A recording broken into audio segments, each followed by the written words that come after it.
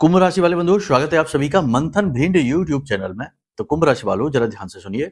अगले 3 से 5 दिन आपके जीवन में भारी हैं, परेशानी से भरे हुए हैं। कुछ बेहद शुभ घटनाएं भी होंगी, लेकिन ये 2 घटनाएं हैं जो आपको हिलाकर रख देंगे। इन 2 घटनाओं के बारे में जान लीजिए, समझ लीजिए, सारी बातों को अच्छी तरीके से अपने मन में उतार लीजिए। इन 2 घटनाओं से बचने के मार्ग कार्यक्रम में बता रहे हैं हम। साथ ही साथ 5 बड़ी भविष्यवाणियों के साथ श्रेष्ठतम मार्गदर्शन आपको दे रहे हैं। ग्रहीय गोचरों का सटीक आकलन करते हुए सारी बातों को बहुत ही गहराई से और वास्तविकता के साथ आपको बताएंगे, जो आपके इस समय के जीवन से जुड़ी हुई हैं। हवाई बातें नहीं, जरूरी बातें। ठीक है।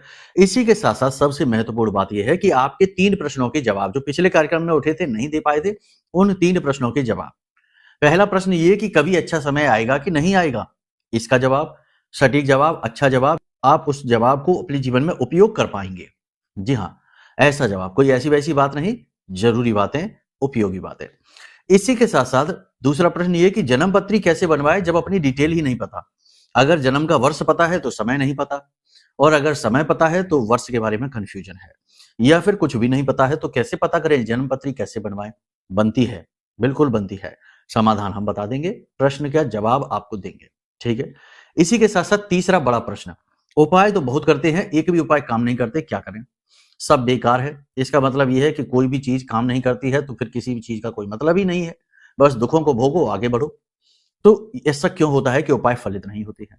3 प्रश्नों के जवाब, आपके भी प्रश्न हैं ये, आपको भी जवाब बहुत ज्यादा जरूरी है जानना इनके, ये मिलेंगे। साथ ही साथ एक बहुत ही शक्तिशाली उपाय हम आपको बताएंगे जो इस समय और काल पर आपको करना है। बीच बीच में जरूरी सावधानियां, जरूरी उपाय, क्रियाएं, छोटे उपाय, क्रियाएं अवश्य बताते चलेंगे। श्रेष्ठतम मार्गदर्शन आपका होगा। 3 से 5 दिन आपको बहुत अच्छी चीजें भी मिलने वाली हैं। ऐसा नहीं कि केवल बुरा ही बुरा। याद रखना, अच्छा और बुरा दोनों साथ चलते हैं, तीव्रताओं में अंतर रहता है। कभी बुराई की तीव्रता अधिक होती है तो अच्छाई की कम होती है, लेकिन होती जरूर है। और इसी का ठीक उल्टा भी होता है। तो कहने का मतलब यह है कि दोनों ही बातें होंगी, दोनों ही तरीके की बातें होंगी। आध्यात्मिक उन्नति के मार्ग खुलेंगे, आपको जीवन का बोध होगा। केवल जीवन का ये नहीं कि बस जिए जा रहे हैं, जीवन का अनुभव भी नहीं हो पा रहा है, जीवन का बोध होगा, वास्तविक बोध होगा। कार्यक्रम में कुछ गहरी और बड़ी बातें भी होंगी। बेहद महत्वपूर्ण कार्यक्रम है, इसे अंत तक जरूर देखना। आपको यह कार्यक्रम बहुत कुछ सिखाने वाला है, बहुत कुछ नया बताने वाला है। और सबसे बड़ी बात कि जो मुसीबतें आ रही हैं वो आधे रास्ते से ही वापस लौट जाएंगी, क्योंकि आप उन मुसीबतों से छुटकारा पाने का उपाय पहले ही कर लेंगे इस कार्यक्रम के माध्यम से। ठीक है। तो चलिए शुरू करते हैं आज के इस महत्वपूर्ण कार्यक्रम को। महामाई को याद करते हुए माई के दर्शन करिए, और दर्शन करते हुए पूरे भक्ति भाव के साथ कमेंट बॉक्स में लिख डालिए, जय मां बगलामुखी कृपा करो। महामाई निश्चित तौर पर आपके ऊपर कृपा कर रही हैं, तभी ऐसे महत्वपूर्ण कार्यक्रम आपको मिल रहे हैं, वरना लोग केवल इधर उधर की बातें करके और निकल जाते हैं। आपके जीवन पर असली दस्तक केवल ये कार्यक्रम देता है। वास्तविकता में आपको जगाने का, आपको ऊपर उठाने का कार्य ये कार्यक्रम करेगा। हम अपनी तरफ से प्रयासरत हैं कि ना केवल सूचनाएं दी जाए बल्कि ज्ञान दिया जाए। इंफॉर्मेशन प्राप्त कर लेने को ज्ञान प्राप्त करना नहीं कहते। गुलाब का फूल कैसा होता है, इसकी पूरी इंफॉर्मेशन आप प्राप्त कर सकते हैं। पंखुड़ियां कैसी होती हैं, रंग कैसा होता है, आकार कैसा होता है, वजन कितना होता है, कहां लगता है, सब कुछ आप जान सकते हैं। ये सब इंफॉर्मेशन हैं, लेकिन ज्ञान नहीं है। ज्ञान तब आएगा जब असल में गुलाब का फूल आपके हाथ में आएगा, तो आप उसकी सुगंध आएगी, आपको उसकी अनुभूति होगी, आपको उसका बोध होगा, और वही तो ज्ञान है। हम उसी ज्ञान की बात करते हैं। ठीक है। तो चलिए, सारी बातों को आपने ध्यान से समझ लिया। अब कमेंट बॉक्स में पूरे भक्ति भाव के साथ आपने लिख लिया, जय मां बगलामुखी। अब एक चीज और है कि ये भी लिखिए कि मैं भी माई के परिवार का हिस्सा हूं, क्योंकि बिना मां के चाहे तो कुछ भी हासिल नहीं हो सकता है, कुछ भी संभव ही नहीं है। अगर आज आप हमारा कार्यक्रम देख रहे हैं तो ये भी मां की ही मर्जी है। जरूर आपके जीवन में कुछ परिवर्तन मां करने का विचार कर रही हैं, इसीलिए आप इस कार्यक्रम को देख रहे हैं। तो ये लिख दीजिए कमेंट में, मैं भी माई के परिवार का हिस्सा हूं। साथ ही साथ महाअनुष्ठान का अंतिम दिन, अगर आप भाग लेना चाहते हैं इस नवरात्रि के महाअनुष्ठान में, दिव्य पवित्र अनुष्ठान में अपनी अर्जी लगाना चाहते हैं महामाई के चरणों में सीधी, तो नंबर वीडियो में है, फोन कर लीजिए, क्योंकि 27 जनवरी के बाद ये अवसर चला जाएगा, फिर अगली नवरात्रि में आएगा। तब तक पता नहीं कहां से क्या क्या हो जाए, कितना परिवर्तन हो जाए। माँ का सहारा जब मिले, जैसे मिले, जितनी जल्दी मिले, आवश्यक है, ले लेना चाहिए।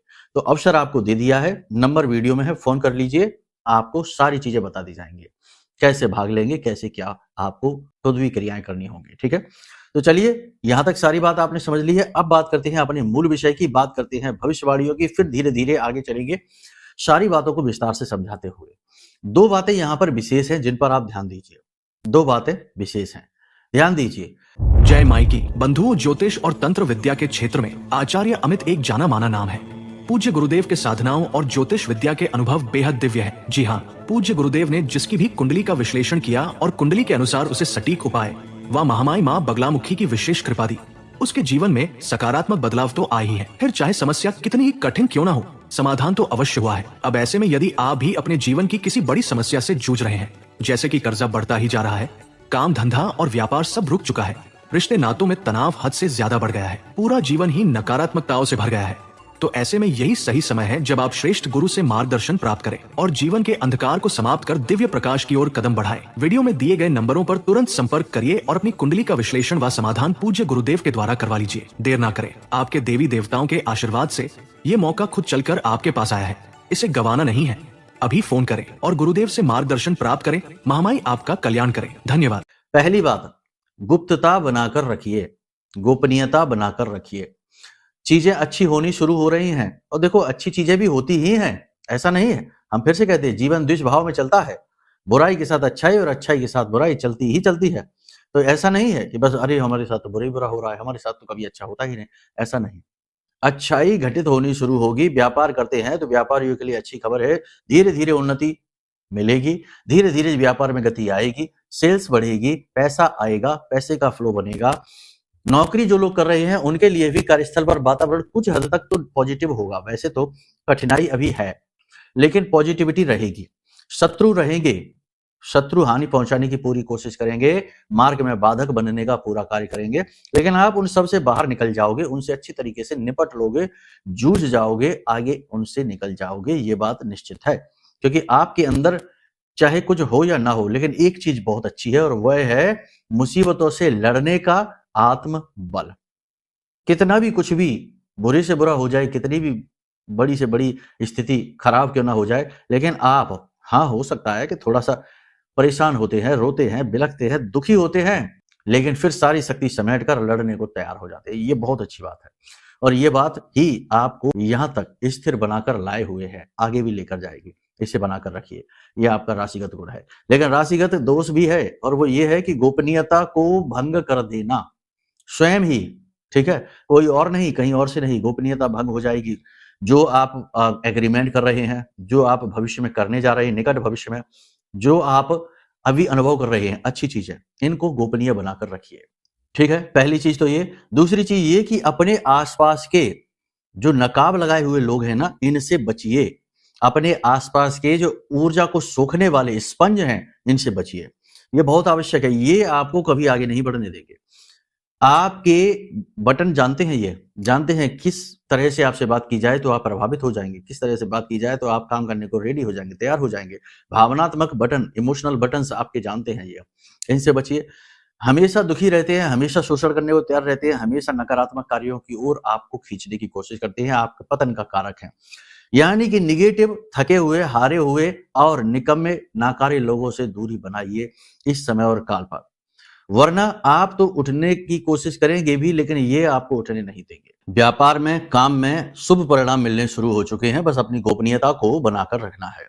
किसी पुरानी बीमारी के या किसी नई बीमारी के संकेत उभर सकते हैं, थोड़ा सा ध्यान देना है, अपने स्वास्थ्य का ध्यान देना है, फिजिकल एक्टिविटी को बनाकर रखना है। लोगों पर एकदम से विश्वास नहीं कर लेना है, बिना कुछ सोचे समझे। विश्वास खतरनाक होने वाला है, ठीक है। सबसे बड़ी बात यहां पर यह है कि अपने मनोबल को बनाकर रखिए, पॉजिटिव रहिए। हो सकता है कि जो चीजें परिवर्तित हो रही हैं वो इतनी धीमी और इतनी छोटी हैं कि वो आपको दिखाई भी ना दे, लेकिन उन्हें ढूंढिए। बिल्कुल उस कहानी की तरह की जैसे हम अपने कई कार्यक्रमों में सुना चुके हैं कि एक बार अर्जुन और भगवान श्री कृष्ण कहीं रास्ते से जा रहे थे, गुजर रहे थे, वन का मार्ग था, तो एक कुत्ता मरा हुआ पड़ा था सड़क के किनारे। दुर्गंध आ रही थी उसके शरीर में से, वो तो आनी ही है, आती ही है। तो अर्जुन ने अपनी नाक बंद करते हुए कहा कि देखो माधव, कितना बुरा दृश्य है, दुर्गंध आ रही है। तो भगवान श्री कृष्ण मुस्कुराते हैं और कहते हैं कि अर्जुन, तुम्हें उसके चमचमाते दांत दिखाई दे रहे हैं। यानी भगवान श्री कृष्ण यहाँ पर क्या कहना चाहते हैं? ये कहना चाहते हैं कि बुराई चाहे लाख प्रबल क्यों ना हो जाए, लेकिन अच्छाई का अस्तित्व समाप्त नहीं कर सकती। अच्छाई को ढूंढो, जानो और उसे पहचानो और उसे अपनाओ और उसे बल दो। ठीक है ना? आपका सहायक आप ही हैं, आपके मार्गदर्शक आप ही हैं, आपके गुरु भी आप ही हैं। अपने बल को पहचानिए। आप इतने निर्बल नहीं, इतने कमजोर नहीं है, इतने असहाय नहीं है कि इसके उसके मदद की जरूरत पड़ती रहे। ठीक है? निर्णय लेने की क्षमता आपकी कमजोर हो जाएगी यदि आप जरूर से ज्यादा लोगों के बारे में सोचेंगे। ठीक है, अपनी जिम्मेदारियां आप निभाते हैं, अच्छी तरीके से निभाएंगे, अपने दायित्व निभाएंगे, अपनी ड्यूटी निभाएंगे, लेकिन इन जिम्मेदारियों के बोझ के नीचे दब ना जाइए, खुद को कमजोर महसूस न करिए। ठीक है? कहने का मतलब ये है कि आत्मबोध को बढ़ाइए, अपने बल को बढ़ाइए, अपने आप को पॉजिटिव रखिए। पॉजिटिव रखने वाली कुछ एक्सरसाइजेज हैं जो जरूर करिए। सबसे पहली एक्सरसाइज है अकेले में जाइए, दुनियादारी को छोड़ दीजिए, मोबाइल को स्विच ऑफ कर दीजिए, एक तरफ रख दीजिए, एकांत में जाइए, प्राकृतिक स्थलों पर जाइए अगर आपके आसपास कोई है तो। नहीं है तो कोई पार्क होगा, हरियाली होगी, वहां पर जाइए। सुख शांति के समय में जाइए, शोर शराबा भीड़ भड़ाका हो ऐसे समय पर न जाइए। शांति का जब समय हो उस समय पर जाइए और वहां पर जाकर अनुभव कीजिए उस हरियाली का। हरी घास पर हाथ रखिए, अनुभव कीजिए उसका। ठीक है? कहने का मतलब यह है कि अपने आप को समझिए, अपने आप को समय दीजिए, अपने आप की केयर करिए, अपने आप को पालिए। आपका सबसे बड़ा संपर्क, कनेक्शन आप अपने इस शरीर से ही संसार में है। अगर इसे जरा सा भी कुछ हुआ, संसार से आपका जो संपर्क है, कनेक्शन है, वो कमजोर होना शुरू हो जाएगा। है कि नहीं? सीधी बात है। कठोर हो सकती है लेकिन सही है, सत्य ही है। चाहे वो करोड़पति ही क्यों ना हो, अरबपति ही क्यों ना हो, कोई ऐसा असाध्य रोग अगर उसे हो गया कि वह बिस्तर पकड़ लेता है, तो उसके वही परिवार वाले जो दिन रात उसका नाम जपते थे, उसकी इज्जत करते थे, आगे पीछे नाचते थे, वही लोग उसको धीरे धीरे भूलना शुरू कर देंगे, एक कोने में पड़ा रहेगा। ठीक है? ये कड़वा सच है दुनिया का। इस कड़वे सच को आपको पहचानना होगा। स्व का बोध करिए, स्वार्थी बन जाइए, अपना अर्थ खोजिए, अपने आप को समय दीजिए। हम ये नहीं कह रहे कि आप बुरे हो जाइए, लोगों के बारे में सोचिए नहीं, अपने दायित्व निभाइए, सबके साथ अच्छा व्यवहार करिए, प्रेम पूर्वक रहिए, लेकिन ये ना भूलिए कि आप कौन हैं। आप अपने आप को मत भुला दो। ठीक है? इसीलिए इस कार्यक्रम का नाम है कि लोहे के चने चबाने, क्योंकि लोहे का चने चबाने जैसा ही है ये। यहाँ ये बातें सुनने को लोग तैयार ही नहीं होते हैं। ये बातें अगर करने लगो तो लोगों को लगता है कि अरे ये क्या बातें कर रहे हैं, ये तो भड़का रहे हैं। ये बातें ही ज्ञान के मार्ग का पहला कदम है। याद रखना, भगवान बुद्ध को ज्ञान अकेले प्राप्त हुआ था। रामकृष्ण परमहंस बने अकेले। जिसको भी ईश्वर की प्राप्ति हुई है, ज्ञान की प्राप्ति हुई है, ब्रह्म का बोध हुआ है, वह अकेले ही हुआ है, भीड़ को लेकर नहीं हुआ, पूरे परिवार को लेकर नहीं हुआ। ठीक है? ये व्यक्तिगत विषय हैं, बड़ी बुद्धिमानी के साथ इन्हें हैंडल करना चाहिए, वरना तो कुतर्क करने वाले तो 500 कुतर्क कर चुके होंगे अभी तक हमारी बातों पर। खैर, उनसे तो भगवान ही बचाए। नए प्रोजेक्ट आपको मिल सकते हैं, नई योजनाओं पे आप काम शुरू कर सकते हैं। आमदनी बढ़ाने के लिए यदि आप कुछ अभी करना चाहते हैं तो थोड़ा सा भी रुक जाइए, कुछ समय के लिए रुक जाइए, अगले महीने के लिए आप टाल दीजिए बातों को, अभी ना करिए। होगा ये कि आपका ध्यान भटक जाएगा अपने मुख्य कार्य से और आप इधर उधर पैसा इन्वेस्ट करके अपने पैसे को भी फंसा लेंगे। शेयर मार्केट आदि में यदि आप निवेश करना चाहते हैं तो लॉन्ग टर्म में निवेश करें, छोटे छोटे समय की अवधि के जो निवेश है वो नहीं, और ज्यादा बड़ा रिस्क और जोखिम ना लें। किसी से जल्दी से प्रभावित होकर निर्णय लेकर निवेश करेंगे, जरूर डूब जाएगा। तो जल्दी से प्रभावित नहीं होना है, पहले उसकी हिस्ट्री चेक करो, अच्छी तरीके से समझो कि ये आदमी है, ये संस्था है, ये कंपनी है, ये किस प्रकार से कार्य करती आई है, इसके अंदर कितनी लॉयल्टी है। कहने का मतलब ये है कि निर्णय आपको सोच समझ कर लेने होंगे, जल्दबाजी में या भावना में बहकर लिए गए निर्णय कठिनाई परेशानी के कारक बनेंगे। कोई एक व्यक्ति आपसे बिना मतलब में झगड़ा मोल लेगा, बिना मतलब में ऐसी बातें करेगा जो आपका अपमान करेंगे, आपसे मुहबाद करने की कोशिश करेगा, तनाव झगड़ा हो भी सकता है। कोर्ट केस वगैरह चल रहे हैं, वहां से आपको थोड़ी बहुत राहतें मिलनी शुरू हो जाएंगी, लेकिन आपको पॉजिटिव रहना है, भविष्य अच्छा ही है। कर्जा आपको जरूर परेशान करेगा, कर्जे की समस्या नहीं दूर होने वाली है, उसको दूर करने के लिए तो कुंडली आकलन कराइए। याद रखना, जिसकी कुंडली में मंगल बद का है वह कर्जे में जरूर रहेगा, कुछ भी कर ले। अब यहाँ पर सीधी सी बात है, देखो कर्जे भी कई तरीके के होते हैं, कुछ कर्जे पॉजिटिव, कुछ कर्जे नेगेटिव। कुछ कर्जे रातों की नींद खराब कर देते हैं और कुछ कर्जे होते हैं जो रातों को अच्छी तरह से चैन से सोने को देते हैं। मान लो आपकी कमाई अच्छी है, इनकम अच्छी है, आपने लोन लेकर मकान बनवा लिया और अच्छी तरीके से उसमें रह रहे हैं, तो कर्जा तो है आपके ऊपर, लेकिन आप सुकून से जी रहे हैं क्योंकि आपकी प्रॉपर्टी भी तैयार है। तो कहने का मतलब यह है कि कर्जे भी कई प्रकार के होते हैं, लेकिन मंगल बद का जो कर्जा है वह कभी चुकता नहीं है। एक कर्जा चुकाने के लिए दूसरा कर्जा। इसी प्रकार कुंडली में कई प्रकार के दोष होते हैं। याद रखना कि कुंडली के जो दोष है वो आपके पिछले जन्म के कर्म है, जो इस समय इस जन्म में आपके सामने खड़े हो गए आकर। एक विशेष उम्र अवस्था पर आकर वो कर्म आपके सामने खड़ा होगा और कहेगा कि अब इसे काटो, भुगतो। तो या तो उसे भोगो या फिर उसे जानकर प्रायश्चित कर्म करके उसे काट दो, समाप्त कर दो। तो कहने का मतलब यह है कि कुंडली आकलन एक सर्वश्रेष्ठ निर्णय है।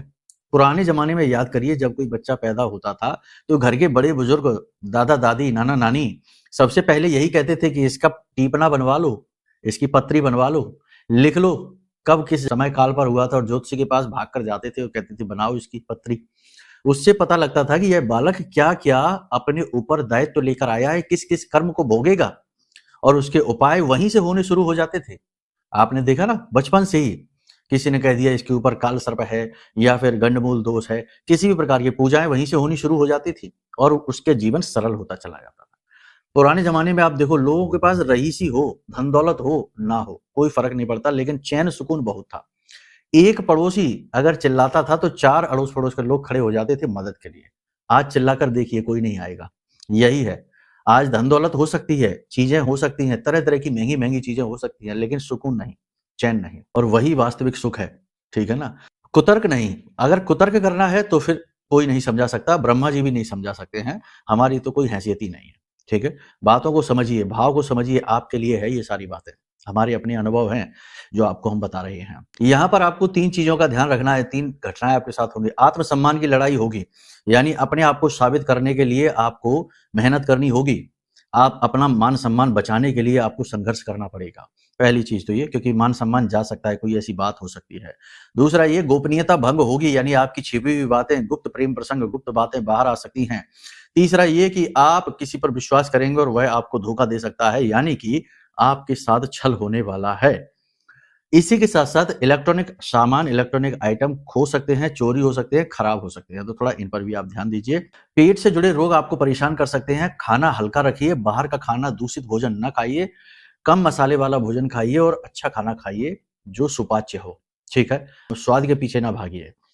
इसी के साथ साथ शरीर के किसी विशेष भाग में दर्द और स्किन पर भी किसी प्रकार के इन्फेक्शन हो सकता है। ठीक है, बाकी सब कुछ ठीक है। योग, प्राणायाम, अध्यात्म को महत्व दीजिए।